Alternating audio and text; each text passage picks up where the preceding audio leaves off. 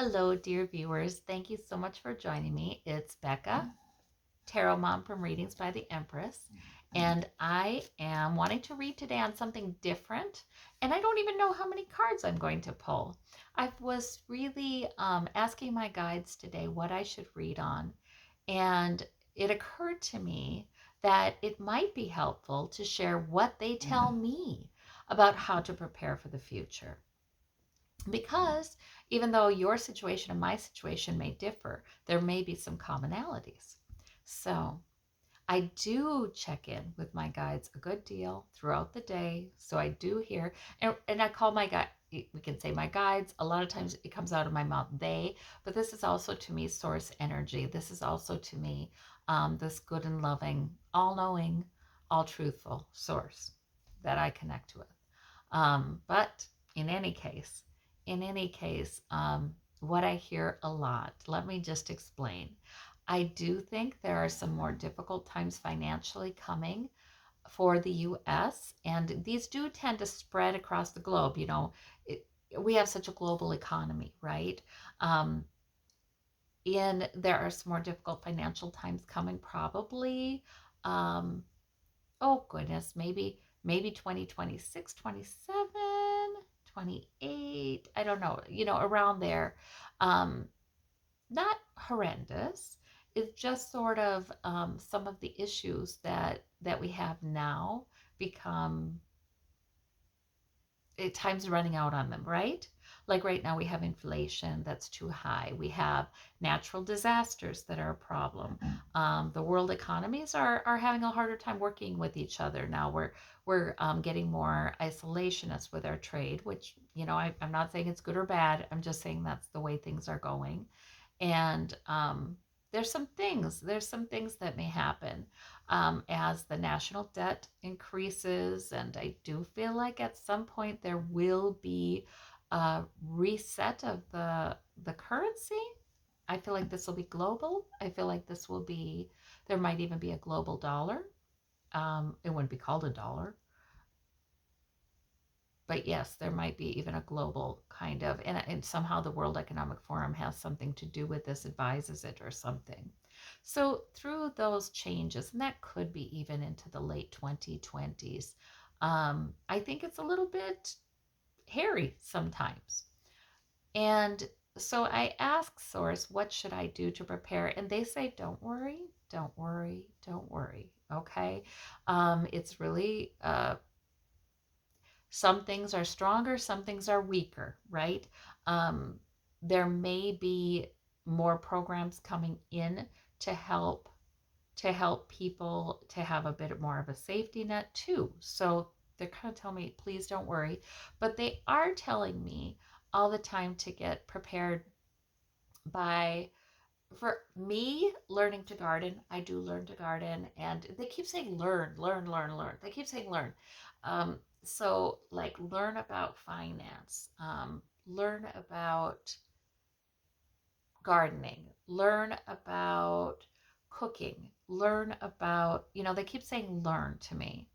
And that is very important to prepare yourself for anything. Also, they keep telling me too to not accept the sort of, I don't want to say brainwashing, but kind of, you know, there are messages given to us all the time. Used to be through advertising. Now a lot of times we can skip ads, but it's still through media, through movies, through all kinds of entertainment, to want certain things, to feel like we have to have certain things. And it's silly. It's just pure foolishness. Is what they keep telling me. They're saying, beware of that. They're always telling me, beware of that, because it's not true. What's much more important is that we are grateful for what we do have. What's more important is that we are plugging in spiritually. What's more important is that we are loving others and learning how to be a channel in that love, and then it flows through us, it fills us, it changes us. What's more important is that we take good care of our bodies. So they keep kind of letting me know, don't buy into that. You know what I mean? So, and the worry about what others may think of you, if your belongings are don't look like this or don't look like that. They keep kind of telling me don't buy into that, because it will rob your joy. It will steal your joy because um, then you're always looking at yourself from an external point of view. So you're looking at the ego that you created during this lifetime from the point of a view from somebody else's ego they created during this lifetime looking upon you. It's all so convoluted and silly. So they really they really are telling me, sir, don't be a miser, don't penny pinch, don't feel like you have to live in squalor. You know what I mean? Sometimes they tell me spend money on this. If this will improve your quality of life, yes, do it. Or just for the joy of it, you will truly enjoy this, go ahead. But they are saying, please don't buy into that. Don't buy into that notion. And instead, how wonderful to look with gratitude on the luxuries that you do have, because there are many modern day luxuries that almost all of us can enjoy. So they do tell me about that. And yeah, and being grateful. And this is not to say that some folks out there aren't experiencing severe economic distress. They acknowledge that. They have compassion for that. They do not blame anybody. I got to tell you that my guides are never condemning. They are never like, work on this. They're never like that. Never. They're more like, we love you. We love you. We love you. You're doing fantastic. Let us give you some pointers to be even happier. They're more like that. Okay? So that's the thing. Once in a while, they might give me something more, like, really, you must do this, but when that happens, I know it's for a good reason. So that's one thing. Another thing, and they tell me fear not. They really do tell me fear not. You can get through whatever's going on in this country and whatever's going on economically in the future in this country perfectly fine. This is what they always tell me. And I think they mean it for all of us. You can get through this because we do sort of, there is power in manifestation. The more we see blessings, the more we're blessed. The more we listen to teachers who guide us to look on hopefulness and love and joy and peace, the more we'll feel those things. The more we live in those kinds of realities and those kinds of spaces, the more we just sort of sail through. I'm serious. The more we sort of can sail through the difficulties. And we don't have to live in a timeline where we feel fearful or where we feel like whatever changes are upcoming are going to be harmful to us. We don't need to do that, because the truth is it's a mixed bag. Like, it's always a mixed bag. There are improvements medically, in technology, and via technology and via supercomputers and AI. So many improvements that do end up making some medical interventions more accessible to more people in the US and around the world. So there's that. There are also more opportunities to carve out a much more individualized life experience that fits you. So there's that. There's more opportunities to work from home. I get that in the coming years, several years, that only grows. Don't believe any article that says it's going away. Nonsense. No, that only grows. And because the technology gets better and better to allow that. So it's like our lives change, but gradually, and in ways that, some of these ways could be predicted by technology that's coming up now. So don't dread, even if we have difficult economic times. And I don't want to scare people by saying I'm gardening. I think that for me, that in my path, that works. See, I live in this rural area, and I grew up with that, and happen to have the ability to do that. So, but I don't think that's necessary at all. I actually think there are going to be more cooperatives, more bartering cooperatives, to tell you the truth. It's going to be interesting. AI is going to be able to do a lot of things for us, like put us in touch with each other, not only to organize for certain causes or politically or for certain charities, but to organize to barter time, to barter goods, services. I do hear, please don't be afraid of any of this. This is the kind of thing. It's a very interesting way to actually expand our communities so that we can benefit from each other. They often tell me, don't be isolated. Don't be isolated. It's really good to expand that support network, because, or contacts, because, and you know what? You don't necessarily need to live next door to the person that you're getting to know, because some, maybe you do, but there are so many online communities now. They're kind of telling me, but they also tell me this: the scammers, the theft, is going to keep getting worse. It has been getting worse. Be careful.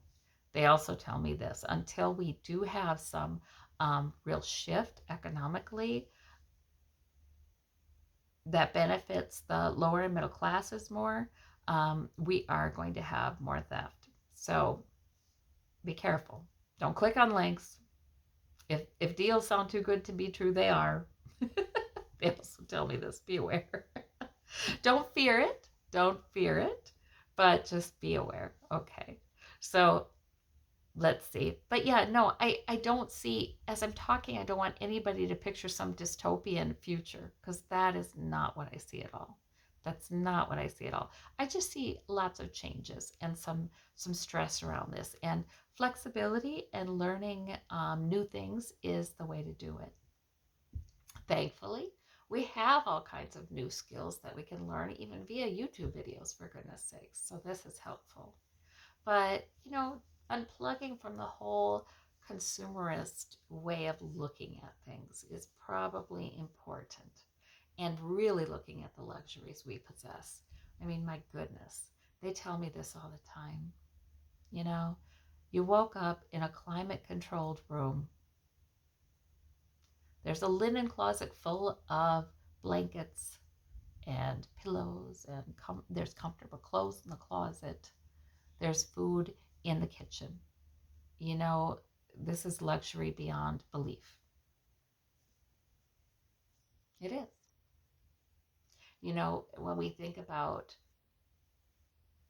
comparing ourselves to others who live in war-torn countries, or people who have a lot of poverty, or times in history, for goodness sakes, we do live better than the kings of the Middle Ages, right?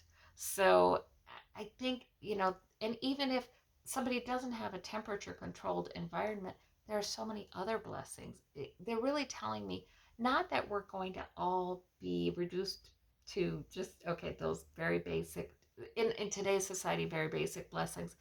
They're not basic, but they're telling me, change your mindset. Change your mindset, because with the other mindset, the consumerist mindset, you'll never have enough, and you'll always feel like you're lacking, and you'll be apt to put yourself in debt that stresses you out. So they're just saying, it's just not necessary. But don't deny yourself some things that you really feel led, like, yes, this would improve my life. They also tell me a lot about health, and maybe that's my age, but they frequently say to me, if you have a choice between doing something that will make you more money or improve your health, you do the thing that improves your health. Certainly, there are some things that must be done practically to make the money you need to live. Sometimes that's just the facts. You've got work to do, you've got work to do. But do not choose a schedule that is harmful to your health, if at all possible. And if you do decide to do that for a day, try not to make it longer than that. So they're really on me about my health, not on me in a negative way, just lots of messages and pictures in my mind about where they want me to be. They kind of tell me you have two futures here, and they want me to exercise a lot. They want me to get stronger muscles. They're saying you have some choices. So they tell me that a lot anyway. Now for you, it may be different, but that's what I'm hearing a lot. That is your true wealth, is your health. So, they're telling me it's a mistaken notion to think, well, I can't take care of, because I did this for years. I can't take care of my health now because I am just far too busy and I have so much work and I have so many I just can't. I can't sleep enough. I just can't. They're telling me, no, no, no, no. That's erroneous. Then you need to really refigure your schedule and your commitments if that is the case, because you take care of your health. So they tell me that. Let's see. What else do they tell me? They tell me the opportunity to love and care for others is a gift because it gets me out of myself and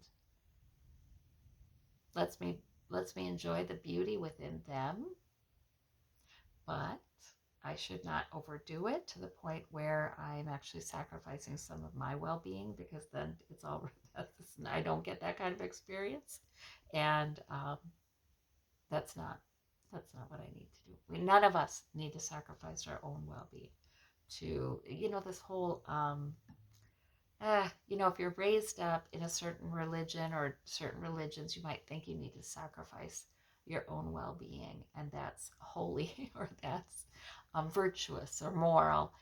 Mm, they really say you've got to love yourself and others. You love yourself and you'll love others better. So this is okay. Yeah. So I hear a lot about that, about the future. Let's see, what else do I hear about the future? Other than that, there are some really individualized kinds of messages we can all get throughout the day.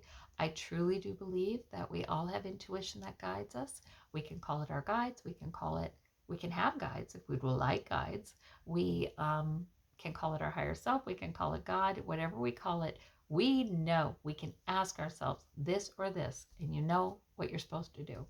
And you can guide yourself through your day. Anybody can. Some people have a greater ability to do this than others. I really think it's how many times we've had to completely surrender to spirit and our higher self, our spirit self, our soul has been what's gotten us through those moments. I do think it's that, because you hear about people who had near death experiences where, right, they surrendered their egoic way of looking at things completely, and looked out of their soul, and they came back changed. Yeah. People can do this through meditation. Um, Frankly, sometimes people have not near death experiences, but close calls or trauma in their history. I've some of my giftedness comes from that, and also, there was a time I meditated extensively in my early 20s and had quite a spiritual experience. And it brought up all kinds of things. Um, when people talk about psychedelics, certain people have had experiences with psychedelics and that changed them. It reminds me a little bit of that, but they also tell me, though, my guides tell me, now don't think psychedelics are the way for everybody, because there's only a certain percentage of people who do take the psychedelic that will have that mystical experience. But in any case, um, for me, it was extensive meditation at one point in my life, maybe half an hour a day. That's extensive to me because I've always been busy. But it was the time to do it. And I'm not saying everybody should go and do that, because it might not be the time to do it for you. But for me, it was the time to do it then. And I was blissed out for months, and the colors were brighter, the blades of grass, appeared sharper, and everything was covered in this sunsetty orangish, pinkish reddish aura. And I saw that it moved through all things, and around all things and through me. It was amazing. And that went on for months and months. But gradually faded, came down to reality. And that was also, I think, and after that, I felt like I was quite changed. Um, Also brought forth a lot of issues a lot of emotions that needed to be resolved. So that's why I say, might not be for everybody at every time.